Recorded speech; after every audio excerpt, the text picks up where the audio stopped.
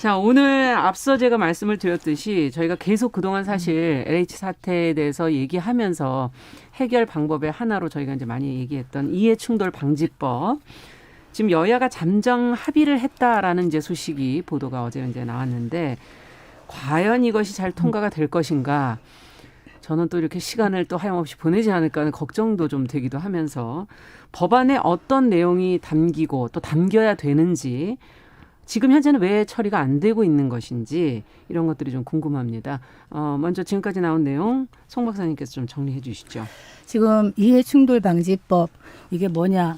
공직자가 직무와 관련된 그 사안을 사적 이해관계를 해당되도록 사용하지 못하도록 하는 법인데 네. 이해충돌방지법 2013년에 처음 이야기 나와갖고 지금 한 8년째 계속 이제 국회 언저리를 맴돌다가 사라지고 김영란법과 함께 나왔었던 함께 거죠. 나왔다가 반쪽짜리 법이 됐죠. 네. 이해충돌 방지가 빠지고 부정통탁 금지법으로만 갔는데 네.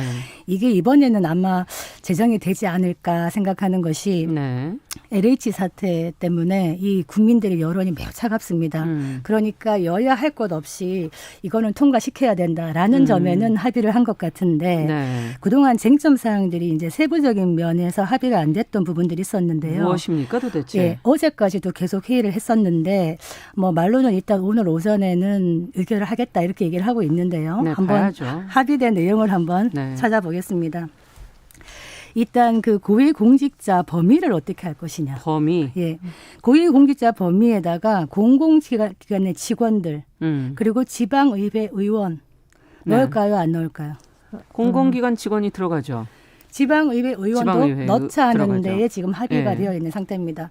시의원의 아들이 땅을 샀는데 갑자기 도로가 생겼다. 그래서 땅값이 많이 올랐다. 이런 보도 보셨을 겁니다. 네. 그래서 그런데 이제 문제는 언론인이라든가 사립학교 교직원 같은 경우는 기존에는 김양론법에 들어가 있거든요. 예. 근데 이분들 넣자 이렇게 했는데 이건 너무 과잉 규제다. 이렇게 해서 이번에 제외가 됐습니다. 네. 그 범위를 놓고도 한동안 문제였군요. 그리고 또 하나 이제 핵심이 뭐냐 하면 이 미공개 정보 이런 얘기를 하는데 우리가 이제 직무상 어떤 걸 하다가 직무상의 비밀 정보를 이용해 가지고 사적 이익을 추구하는 네. 걸 막자라는 게 정부의 원안이었거든요. 예. 그런데 직무상 비밀이라는 게 개념이 선명할까요? 좀 모호할까요? 약간 모호할 수도 있겠죠. 좀 모호할 수 있습니다. 네. 현실적으로. 그렇기 때문에 이 부분을 이 소속 기관의 미공개 정보를 포함을 했습니다. 네. 직무상 비밀이든 아니든 모호하더라도 미공개 정보를 활용했다면은 처벌하자. 네. 이렇게 들어간 것이고요. 또 원래 정부 안에서는 현직 공무원만 대상이었는데 네. 이제는 퇴직 후 공무원까지 확대를 한다. 그래서 퇴직 후에도 이 공무원이 3년간은 비밀 누설 금지 의무가 있고요. 네. 그다음에 뭐 유튜브라든가 외부 강연 등으로 돈을 버는 것도 사실상 금지하겠다. 네. 이렇게 나왔고. 근데 중요한 거는 이 논의 과정의 뜨거운 쟁점 중에 하나가 우리가 이제 직계 좀비속 이런 얘기를 하잖아요. 네. 본인 배우자 또는 생계를 같이 하는 직계 좀비속. 이 부분을 어떻게 할 것이냐인데 우리가 장인, 시아버지, 시어머니 네. 들어갈까요? 안 들어갈까요? 안 들어가. 이번에 안 들어갑니다. 포함해야 한다는 의견이 많았습니다. 그런데 이번에 들어가지 않습니다. 네. 또 생계를 같이 하지 않는 직계 좀비속. 네. 떨어져 산다거나 생계를 같이 각자 하지 산다. 않는 예. 이런 직계 좀비속도 들어가지 않습니다. 네. 그리고 또 하나 일테면은 공공기관 등의 이제 임시직이라든가 계약직 직원들이 있죠. 네. 이분들은 안 또 안 들어갑니다. 들어가고. 네. 네. 이 정도에는 지금 합의가 되었다 이렇게 보여집니다. 네.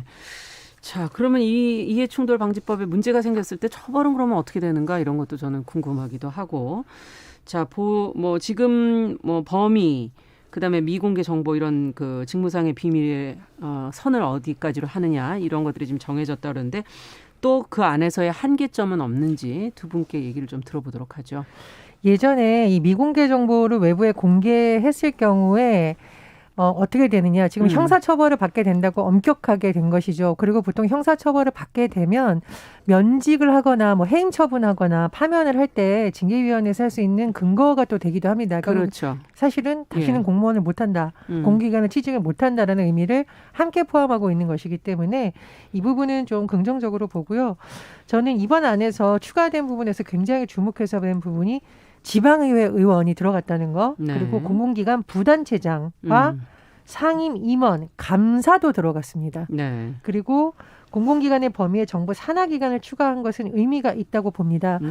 최근 뉴스 보니까요, 참 마음이 답답한 소식이 있는데 시의회 관계자가 갑자기 몸이 아프다며 물러났는데 공교롭게도 이 시기에 그 땅 투기 의혹이 지금 지방에서 제기되고 여러 가지 정황이 드러나는 상황이었다라는 것을 보면서 사실은 지역에서 다니는 개발 정보는 국회의원들이 빨리 아는 경우도 있지만 지방의회 의원들이 굉장히 빨리 알게 될 확률이 당연하죠. 높습니다. 네. 왜냐하면 지방의회 의원들은 기본적으로 그 지역에서 자라고 활동을 한 분들이 많기 때문에 당연히 지역 공무원들하고 친분도 있고요. 그렇죠. 지역에서 각종 시행되는 개발을 지자체에서 시행할 때 의회 활동을 하면서 접하게 될 확률이 되게 높아요. 네. 그렇기 때문에 지방의회의 투명성을 위해서라도 이번에는 저는 좀 반드시 들어가는 쪽으로 법이 만들어져야 된다 이렇게 생각을 합니다. 그리고 네.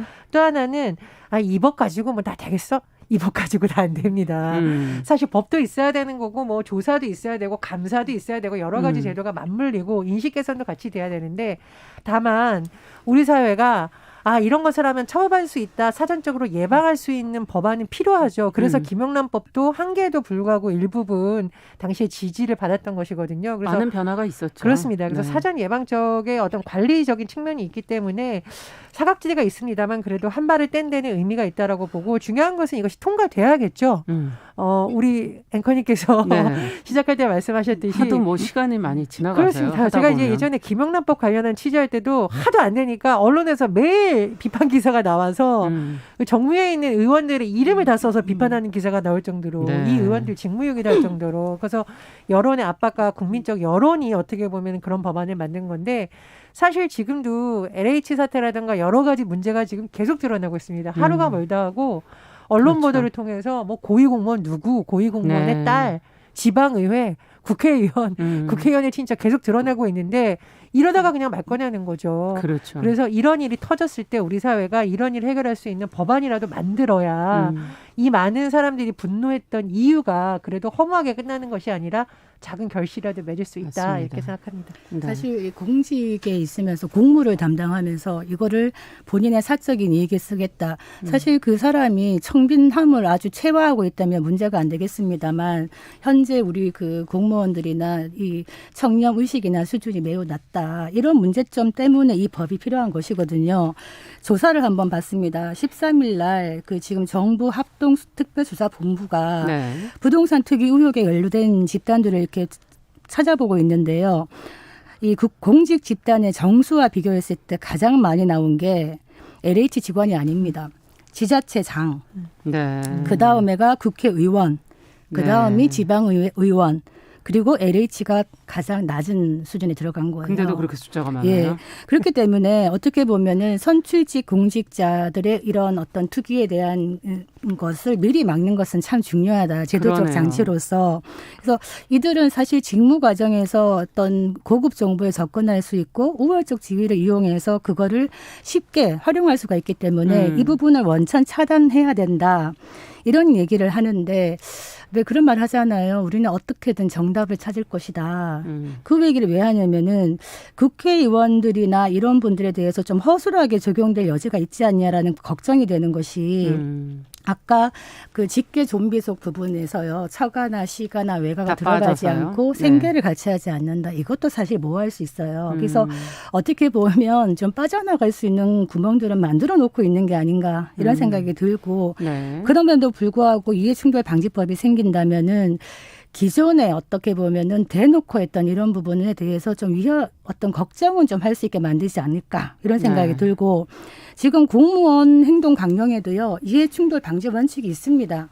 그리고 부패 방지법에도 이런 처벌이 있습니다만 굉장히 까다로워요, 조건이.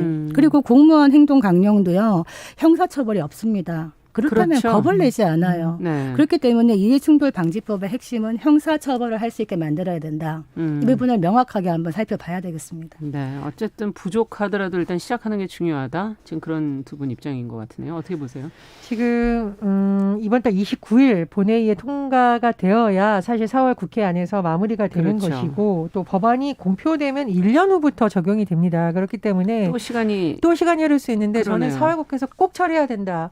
혹시나 조금 부족하더라도 처리돼야 된다는 그 주장을 하는데 이유가 있습니다. 네. 5월에 지금 민주당 전당대회 당대표 바뀌어요. 네. 그리고 4월 16일 날 민주당 원내대표 선거 있습니다. 지금 의원들이 당 내의 세력 재편에 모든 관심이 가 있기 때문에 만약 4월을 놓치면 5월로 가면 이게 정계 개편과 맞물려서 이게 또 흐지부지 될 그렇군요. 확률이 굉장히 높습니다. 그러네요. 그리고 지금 국민의힘 같은 경우에도 뭐 합당 논의, 전당대회 논의, 야권 통합 논의 시끄러운데 그나마 국민들이 관심을 갖고 정부도 의지를 갖고 정무위도 의지를 갖고 회의를 했을 때 통과시키지 않으면 이거는 또 넘어갈 수 있어요. 네. 내년 올해 이제 말에 들어가면 아마 각 당에서 대선 주자 선출을 놓고 또 바빠질 겁니다. 그럼요. 그러면 아무리 국민들이 그때 요구해도 이런저런 핑계 대면서 여야 원내대표가 국회 일정 미루고 하면 이 법은 또 물 건너가서 네. 다시 원점으로부터 돌아갈 우려가 굉장히 있습니다. 그래서 이것은 여야 유불리의 문제를 떠나서 국민적인 분노를 우리가 제도적으로 조금이라도 해소할 수 있는 방안을 그렇죠. 찾는 차원에서 4월 국회에서 꼭 좀 했으면 좋겠고요. 정무위에 있는 의원들은 정말 역사에 이름을 남긴다는 심정으로 내가 달았던 이 법안의 회의록이 요즘은 다 공개가 되거든요. 또 지켜보시는 네. 분들이 꽤 있으세요. 그렇습니다. 그래서 네. 우리 사회가 투명하게 가는데 어떤 의원이 기여를 했고 어떤 의원이 기여를 하지 못한 것을 이제 시민들이 판단할 수 있습니다. 그런 네. 막중한 책임감을 갖고 법안이 통과될 수 있도록 좀 힘을 모아줬으면 합니다. 네. 이거 있잖아요. 이해 충돌에 대해서 국회의원들이 그동안에 이런 얘기를 진짜 많이 해서 오랜 세월 동안 이해 충돌의 개념이 모호하다. 이러면 우리가 일하는 게 많이 힘들다. 이런 얘기를 계속했는데 이거 진짜 핑계거든요. 네. 왜냐하면 이해 충돌에 걸리는지 안 걸리는지 누가 가장 잘 아느냐. 본인이 가장 잘 압니다. 그렇겠죠. 그런데 그거를 눈을 감고 모호하다 이런 식으로 빠져나가는 거를 아마 국민들이 더 이상 용납하지 않을 것 같다. 그리고 설상 본인이 만약에 모호하다 하면 심사를 받으면 됩니다. 별도의 심의기구에서 네. 이 부분이 나의 직무와 나의 사적 이익이 충돌되는 부분인가라고 질문을 해야 되고 거기에서 해결해 주는 방식으로 네. 충분히 갈 수 있는데 이 법 자체를 만들지 않고 지금까지 버텨왔다. 이 부분에 대해서는 이제 법을 만들어지는 것도 중요하지만 1년 동안 또 이제 시행령이 만들어지거든요. 그렇죠. 이 시행령을 어떻게 촘촘하게 만드는가도 국민이 계속 지켜봐야 되겠다. 이런 생각이 듭니다. 네. 어쨌든 부족하더라도 첫 발을 떼는 것 자체가 좀 중요하지 않을까 하는 그런 생각도 들기도 하네요. 자, 두 번째 뉴스는 경기도 이제 용인시에서 어린 학생들이 이렇게 자주 오가는 건물에 리얼돌 체험방이 생겨서 지금 인허가 취소 청원이 빗발쳤습니다. 결국 지금 문을 닫기로 했다 이런 보도가 지금 나오고 있는데 관련 내용을 저희가 한번 정리해보고 이 안에서 우리가 무슨 생각을 또 해봐야 될지 고민해보겠습니다. 전혜연 평론 교수님께서 좀 해주시겠어요? 보통 이제 돌 하면 인형인데 네. 리얼 돌이라는 것은 사람의 신체를 따서 만든 보통은 이제 일반적으로 성인 여성 수준의 크기인 것들이 많이 실물과 이제 실물과 거의 비슷하고요. 네. 그리고 보통 이제 일반적으로 우리가 파는 완구점에서 파는 것이 아니라 우리나라 경우에 지금 성인용품점 일부에서 지금 이것을 판매를 하고 있는데 네. 최근에 경기도 용인시 기흥구청 인근 상가예요. 예. 이 리얼돌을 체험하는 카페가 문을 열어서 지역사회가 대소동이 일어나고 그렇겠는데요. 예, 청와대 국민청원에 또 의견이 올라와서 결국은 결론적으로는 이제 문을 닫았습니다. 그런데 이 과정을 우리가 좀 살펴볼 필요가 있는데 이 청원자가 올린 내용의 핵심은 리얼돌을 체험할 수 있는 시설 반경의 학교가 굉장히 많다라는 거예요. 500m 이내에 초등학교가 3개 있고 중학교 2개, 고등학교 1개, 유아교육시설은 11개나 있다. 아마 이걸 보고 굉장히 많은 시민들이 분노하고 걱정한 거기에 것이 같이 아닐까. 또 그래서 동의를 많이 해주신 거군요. 그렇습니다. 사실 예. 리얼돌 문제에 대해서 깊이 들어가면 이게 미래의 뭐 AI라든가 로봇이라든가 뭐 성 문제라든가 개인의 사생활 뭐 국가의 규제 깊이 들어갑니다만 지금 일단 이 문제를 좀 좁혀보자면 누구나 지나갈 수 있는 상가에 이런 체험 카페가 있고 그 부근에 학교가 있다. 이것 때문에 아마 많은 시민들이 동의를 했고요. 예. 아마 업주도 이제 이런 소식이 전해지고 하다 보니 문을 닫은 것으로 지금 전해지고 있습니다. 네. 그런데 그렇다면은 왜 용인시는 여기에 대해서 제재를 하지 않았을까? 법적인 허점이 있습니다. 이 리얼돌 체험 카페가요. 현행법상 제가 말씀드렸듯이 성인용품점으로 분류가 되어 있습니다. 근데 학교 반경 안에 그런 것들이 들어갈 수 있나요? 자, 지금부터 이제 찬찬히 하나 예. 설명을 드리자면 일단은 그러면 성인용품점은 어떻게 해야 되느냐? 예. 허가를 받아야 되는 게 아니고 세무서에 신고만 하면 일단 영업을 할 수 있습니다. 아, 신고제군요. 그렇죠. 그런데 용인시에서 이미 세무서에 신고하고 영업하고 있는데 이제 와서 이거 인허가 못한다고 할 수 있는 법적 근거가 사실상 없는 겁니다. 그러니까 용인시에서 막 언론이 취재하고 시민들이 항의를 하니까 이게 지자체 인허가 대상이 아니다. 그래서 청소년 유해 시설인지 좀 살펴봐야겠다는 입장을 한번 이제 냈어요. 네. 그랬더니 이게 또 어디로 갔느냐? 교육청 쪽으로 문의를 또 기자들이 그렇죠. 막 했더니 교육청이 꼼꼼히 살펴보니까 이게 교육환경법상 불법 시설일 수 있다라고 네. 이제 판단이 내렸는데. 학교로부터 반경 200m 내 지역은 교육환경 보호구역으로 되어 있습니다. 네. 그리고 제가 말씀드렸듯이 뭐 초등학교 유치원이 그 안에 있었기 때문에 불법 시설인 걸로 판단한 것으로 지금 언론 보도를 통해서 정해지고 있어요. 다만 이 업주가 문을 닫으면서 굉장히 항변을 했는데 이게 사전에 불법 시설이 아니라고 다 확인받고 열었는데 이번 기회에 좀 확실하게 차라리 자기도 손에다 지금 뭐 그렇죠. 그런 입장이군요. 사전에 알려줬으면 됐지 않냐는 좀 항의를 하고 있는데 심정적으로는 이 주인의 항의에 화가 날 수 있지만 사실 이것은 제도적인 정비가 필요하다라는 주장은 허점이 있는 거네요. 설득력이 있습니다. 왜냐하면 네. 이거 만들어지고 나서 민원 넣고 청와대 민원 예. 올라가고 교육청 혼선 빚고 사실 이게 경찰에서도 아마 민원이 들어갔을 걸로 제가 보여요. 네. 근데 경찰도 이미 법적으로 세무서에 신고를 하고 있는 곳을 문을 닫게 할 수 있는 권한은 없어요. 그렇죠. 자, 이렇다 보니 문제가 되는 거고 최근에 다른 지역에서도 이게 문제가 됐었는데요. 예. 이 지역 같은 경우에도 리얼돌 체험 카페가 있는데 문제는 뭐냐면 이 지역에서는 전단지가 체험하러 놀러 와라. 그리고 뭐 유튜브를 하면서 설명해 주면서 놀러 와라 하다 보니 이것도 여러 가지 문제 제기가 돼서 경찰의 입장을 물었더니 전단지는 경찰이 어떻게 규제할 수 있는데 아까 말씀드렸듯이 이 시설 자체를 경찰이 폐쇄하라고 명령하거나 이럴 수 있는 근거가 없다. 없다라는 법적인 거죠. 근거가 없다. 자, 그래서 이번 사태가 말해주는 것은 이 리얼돌 논쟁이 사실은 몇 년 전부터 일어났고 맞습니다. 수입을 할 수 있느냐 없느냐를 놓고 가지고 대법원 판결까지 갔어요. 네. 근데 결론적으로 지금 수입이 되는 것은 대법원 판결에서 허용을 해줬기 때문입니다. 예. 그 이유는 개인의 사적이고 은밀한 영역을 국가 개입을 최소화해야 된다는 거예요.